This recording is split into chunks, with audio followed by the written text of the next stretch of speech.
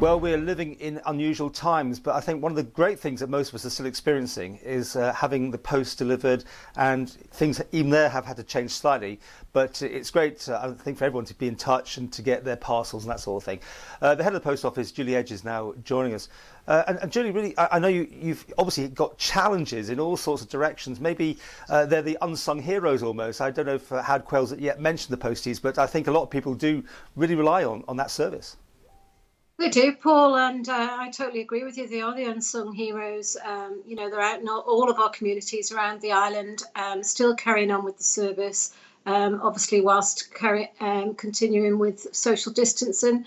And the great thing which the postal workers have agreed to do is now to collect letters from people's doorsteps if they're there on their doorstep with a stamp on, which I think is fantastic, because that will help people keep in touch with families all over the world.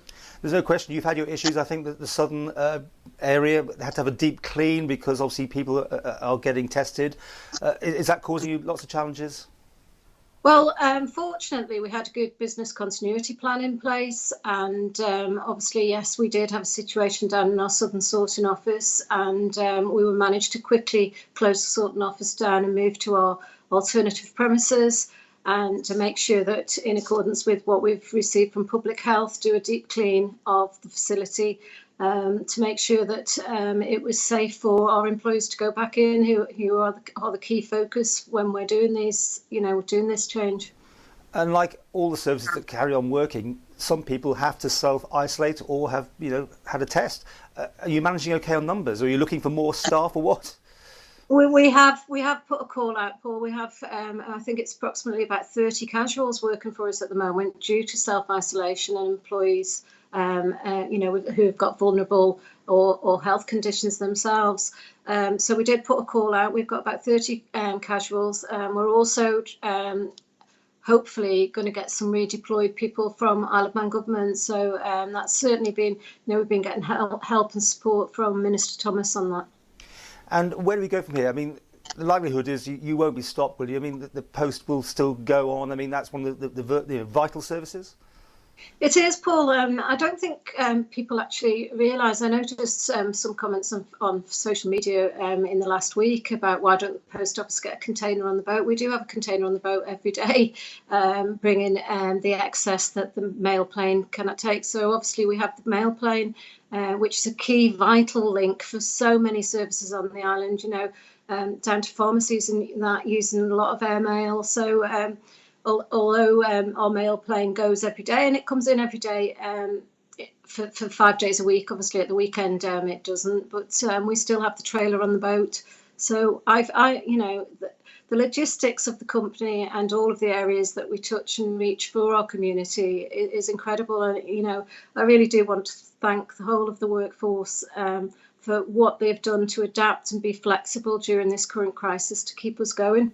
Now, we all want to get things still, and I think we're probably encouraged to use the delivery services for buying things at the minute, certainly the non-essential things. But have you seen a spike in Amazon deliveries and other things that people are now doing online?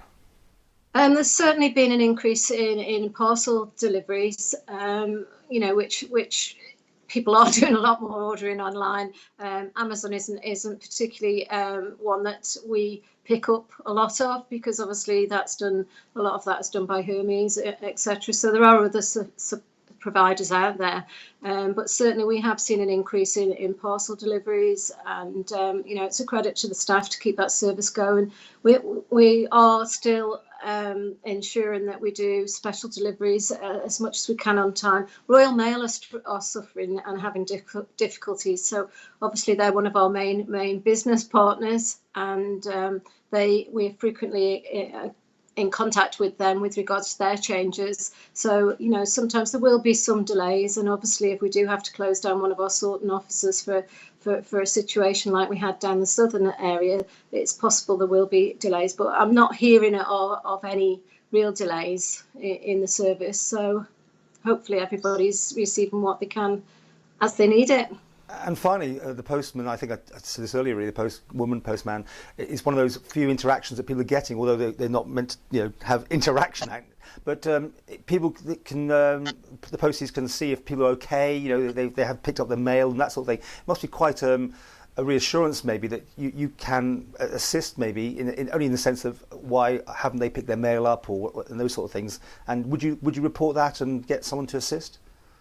I think this is where really people need to recognise that the postal workers are a key worker resource in all of our communities. They cover the whole of the island.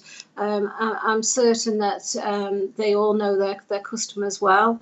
Obviously, we will have some temporary staff in at the moment that might not be as familiar with the customers.